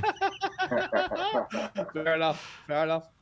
Do you want him back, do you, Sim? Do you want him back? If the new manager wants him back, I want him back. Oh, another chance for this guy. Another chance. How many chances can he must be a cat? How many chances has he had under an attacking manager? Jesus Christ. Not many. Man. Not many. Yeah. If the manager wants him, I don't know. If the manager wants him, I'm happy for him to have another chance. Another chance. If you were the manager, throw him in the bin if you were the one more manager, time. Sim, if you were the manager, would you ask him to come back? Would you say to Daniel Levy, don't worry about Maddison, save your money, go and get me a decent Laporte, go and get me a decent Indica or Hincapié or whatever, go and get me David Raya? And then Daniel Levy says, well, wait a minute, we've got the chance of getting Maddison or James Ward-Prowse. You go, no. I'm okay with Tanguy. Go get me Tanguy, bring him back. I would take Maddison over Tanguy. I don't see him as I wouldn't want him for a number 10 kind of role. But if we're looking for a central midfielder with quality, then I think then look, he has bags of it. We know that he has one of the biggest amount of ability you're ever likely to see. So I think if a manager can get him playing, if a manager can get him playing, then I'm all for having him back. If you're looking for a centre mid that gasses out after 10 minutes of being on the pitch, then by all means, bring him back. You know what? Ben doesn't agree. In Dembele, he splits the debate of fans, but he does have an amazing ability. The only problem I do have with him is like his gait, the way he runs is a bit mad. He runs a bit mad, and like you were saying, Ben, his stamina is questionable. Sometimes I want him to press, and it's like I don't know. It's like he's running like in slower motion. But in saying that, he can't. He ain't got that twitch. He ain't got that twitch. His legs just don't move. Fibers. Yeah, you understand that as a PT. He just doesn't. His legs don't move that fast, man. He's never going to drop into fifth gear. It moves pretty quickly when he's dribbling, though, doesn't it? That's what I'm saying. That's what I'm about to say. When he's on the ball, he's a demon. I don't get it. It's like it's weird. Off the ball, uninterested. On the ball, he's just a different character altogether. He could beat 3-4 guys in a hat, and sometimes you just need that in a game. Like throw him 20 minutes to go. You need a goal, and he just comes and just does his stuff. But yeah, that's my only gripe. We all know the ability that this guy has. We all know it. But ability is not the only thing you need as a footballer. You need many more things than ability. And he doesn't have a lot of those things that you need. 100%, Ben. Ben, let me ask you this, mate. If you had, there's 8 players out on loan. Yeah. If you had to pick one to come back, who is it? Reguilon, for me. Reguilon is the only one I think we have a space for in the squad. To be honest, I wouldn't want to see Lo Celso back. Wouldn't want to see Winks back. Wouldn't want to see Ndombele. I think Reguilon probably the only one, especially with Perisic aging. Sessegnon needs to go, so I think there's a space for Reguilon if he wants to prove himself here again. I agree 100%. 100%. But look, go on. Who would be the one I bring back? I mean, again, it all depends on the manager, but I would say. Ndombele is going to say. I'll say Ndombele. Bring him back. Bring him home. Ash, who are you picking? It's tough, man. Could bring back the baller. Lo Celso was an interesting one, because if it wasn't for his injuries, I wouldn't mind seeing him in that double pivot, because he's that kind of hard-working players that the managers really like. They like players that can get about, hard-working in the midfield, in the double pivot. He can bring the ball forward, he dribbles, he can actually contribute to attacks as well as defensive attributes as well. But I'm going to have to go Regs as well. I think Reguilon, I'm going to have to go Reguilon, because I think with Reguilon, he can play in the back four. And he was getting forward a lot for us and assisting a couple goals to Sonny. And he just needs to work on his finishing. Then he'd be like maybe considered as a wing back. But in the back four, I think Reguilon's not too bad. I didn't mention Brian Hill. I mean, I didn't even count Brian Hill in that because I think he's coming back anyway. Yeah, but Brian Hill, I want to see around. I really do. I really believe in Brian Hill. 10. Do you think he's a 10 or as a winger? As a 10 or as a winger? Yeah, it's a good question. Maybe a utility. hybrid between the two, a utility player, yeah. Why not? Yeah. I agree, Ben. I'm agreeing with you a lot today, mate. I'm agreeing with you a lot. Good. Well done, I'm also agreeing with you a lot, Sean, today. So both muddy then. It's a mud heart, Whoever still believes in Ndombele is swimming in mud. That's all I'm going to say. But look, do you guys still have another 10 minutes? Yeah. What do you want to do, man? Because look, it's 4 years till the day that night in Amsterdam. Lucas Moura hat trick, sending us to the Champions League final.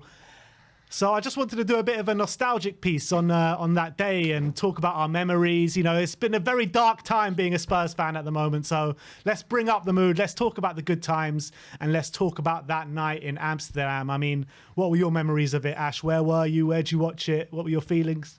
Oh, that was painful. Oh, I'm gonna lie. You know what? I watched the game in my room, and we went 1-0 down. And it's mad how time flies, because I think back then, that's only 4 years ago. I think I was more emotional. I was way more emotional. Like, we got to 1-0 down. I was effing and blinding 2-0. I was like, it's typical Spurs 3-0. I switched it off. I'm not going to lie to you. I got so upset, I just switched it off. I switched it off, and I was just so angry. I was Part-time so fan. You're a part-time fan, Ash. upset. No, I'm not going to lie. That's what I'm saying. I couldn't watch it anymore. I was so emotional. But obviously, I've changed since then. I've calmed down a lot. And, yeah, I heard 3-1, flipped back on. And then after that, it was just like, scored the second one. I was just like, no way. The final goal is just like, even the second goal, the footwork was just mad. This is prime Lucas Moura, like, and the way we scored it so quickly, the emotions went from all the way down to all the way up, and it hadn't dawned to me that we were going to the final, because I was just amazed that we pulled it back. If I'm being honest, I was just like, I don't know if I can compare that emotion to anything else. I'll be honest with you, and I shouldn't say that too loud, but it's real talk, man. Like, football can either put you in a dark place or it can give you 100% ecstasy, and like that gave me goosebumps. I can't lie, that gave me goosebumps. The whole situation, like the way he scored, the way he jumped in the air, the way the whole teammates, they all run off the line, the way Poch was crying. I said, "Raw, this is mad. This is," and I always thought. I never thought I'd see that day when Spurs will get to a Champions League final. And I always remember what my mum said. My mum was like, she was like, you know, like that positive person. Don't worry, they'll come good one day. Like, and I remember her saying that when I was 8 years old. Yeah, I had my Spurs cake, and I think we lost the game. And I was just like, yeah, whatever, mum, whatever, blah, blah, blah, blah. You know, like, when your mum's trying to be nice and that, do you know what I mean? God bless Mumsy her, knows bless her best, soul, Ashmatic. Mumsy knows Mumsy best. knows best. God bless her soul, man. She knew what she was talking about. But yeah, obviously she wasn't around to see it. But she just like, yeah, she said, don't worry, they'll come good one day. And then to see that happen, I was like, I just thought of her. Like, I just thought, like, God bless her, you know? I never thought that moment would ever happen. Do you know what I mean? That was quite emotional. So yeah, man, it's to seeing it back again, like seeing it on social media, it brought back a few memories, man. I can't lie. Sean? I'll be honest, mate. I didn't know back. So this is 2019, right? So I'd spent like the previous 7 years of my life on like secondment around the world with working with Google, and I'd lost a little bit of like touch with Tottenham, if I'm entirely honest. Like, and come home and I get stuck straight back in. I'm at Waterloo Station watching the semi-final with my dad, and it was the most emotional like ride roller coaster of my life. And I'll be entirely honest with you. I came home after what happened in the final. I remember the final, obviously, about a couple of weeks later, disaster. I come home and I remember speaking to my dad, and I had a bit of like an estranged relationship with my dad for a little while, but I'd carried on watching the highlights all the time. I must have watched the BT highlights video on YouTube like 50 times over that night. And then that's how I discovered your channel. Like I found your highlight video, like your most watched video. But I'd watched it and was like, this is fantastic. Look at these guys. Look at it from the crowd reaction. And then I put it to one side, and then you shoot forward to 14 months ago, when I first got into the Tottenham online community. And the whole thing with me starting in the community was on a pre-match, the Burnley away game that was snowed off. It was you guys, I think, were on the way to the game. Maybe you were on the way to the game, but Dave was doing what Irish Hotspur was doing the pre-match pump up, and I was the last person to talk. And then during that moment, the game was called off because of snow. I ended up having a debate and an argument with Dave for 55 minutes about Daniel Levy. And then everything from there, he then invited me on his channel. Everything then snowballed. Now I'm a part of the Tottenham community. But it took me like 3 months later to figure out that the video that I had watched 100 times was your video. And I had no way of recognizing that like, I'm now part of the community that I'd only found out about online because of that night in Amsterdam. So it was a wonderful, wonderful night that followed up with the most disappointing finish in what happened that night against Liverpool. But I love you guys, and I would never probably have ever even figured out or found out about the online Tottenham community had it not been for Lucas Moura's hat trick that night. So wow, amazing how the world turns. Beautiful story, right? Sean. What a Changing beautiful story. lives. Love it. Yeah, Love it has changed my life, mate. Because Tottenham now is the most, like, this community thing is now such a massively instrumental part of my life that had it not been for Lucas Moura, I probably wouldn't have even discovered you guys doing this stuff. It was mad. It was mad being in Amsterdam for that game and being with all the Tottenham fans. Do you remember we were going to the game? I think we were going with a bunch of Tottenham fans, and I don't know what happened. I remember you were chanting outside the ground. Oh, the Ajax fan. And then the Ajax fan he just lumps him one and runs off. He tried to. He came up to me. He came up to me and like his fist was like that, and I held his arm like that so he couldn't punch. And then, like, I don't know, he just ran off. I don't know what happened. I remember. And then we got separated from the Tottenham fans. We ended up somehow going in the wrong way. Like, we had to go there was a way the away fans should have gone. And we ended up going this whole long way around. It took like half an hour or something to walk around, to walk around the ground. So we ended up getting in. We walked in. Just as we walked in, De Ligt scores his first goal, just as we were walking in. So we're like, oh, God, like what we walked into. We changed seats about 20 times that game. No, we well. never had were a just regular all seat. over the away end that night. Oh, it was unbelievable. I remember when it 2-1, I was like, I had a beer in my hand. You can see it in the vlog. I had a beer. I was like 2-1. All right, maybe we're back in it. And then at 2-2, I'm chucking that beer. I'm like, we are in this. We are definitely getting that goal. But then honestly, it did. You did think it wasn't going to happen, but it's unbelievable. You look at the clock when Onana is taking that goal kick. He's taking it at like 94 minutes, 50 seconds. Ajax have a goal kick. And somehow, if they get it back, we win the ball back, we lump it forward, flick on to Lucas, all within 10 seconds. It's mad how that all happens. It's actually crazy. And Lucas actually puts it in like even before time is up. I'm like, the chances of that happening and like the way it happened are just, you're never going to get that again. It's 1 in a billion probably the way that happened. Unbelievable. I remember watching that goal going in like it felt like slow motion, the way it was heading into that corner. I remember honestly, and obviously everyone's seen the vlog by now, but it's just did that vlog change your trajectory as well?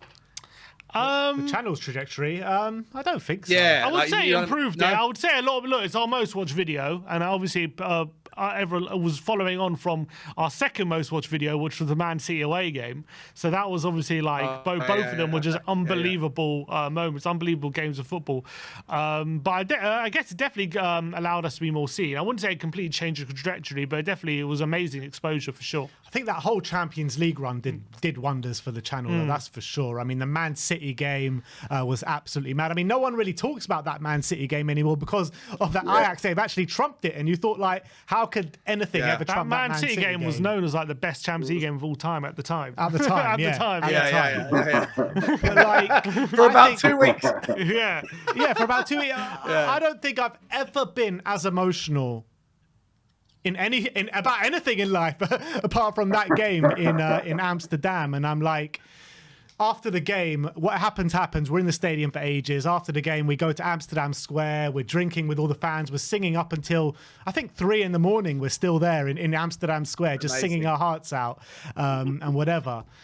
Get back to the hotel at about 3:34.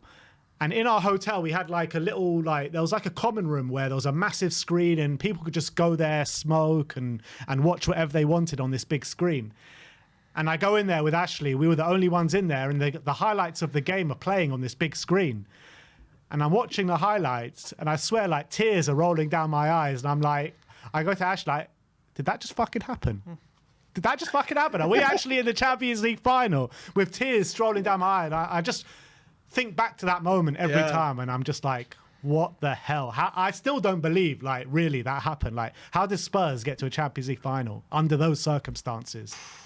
It's just mental. You know what? Think about. And that is when I I get criticised a hell of a lot in the community for saying like top 4 does matter to me more than like lifting a trophy is super important, right? I get it; it's the pinnacle of football. But I'd rather have that experience, and then obviously what happened against Liverpool a few weeks later, so be it. But I was at all of the Tottenham trophies all the way back to when I was like from 1990. Every time that Tottenham were at a final, I was there, and I don't remember the moments of those games whether we lost or won. I was at the game in Cardiff against Blackburn when we lost 2-1. I remember the 5 fucking hour journey out of there, getting caught in traffic. I was at the 1998. I was there.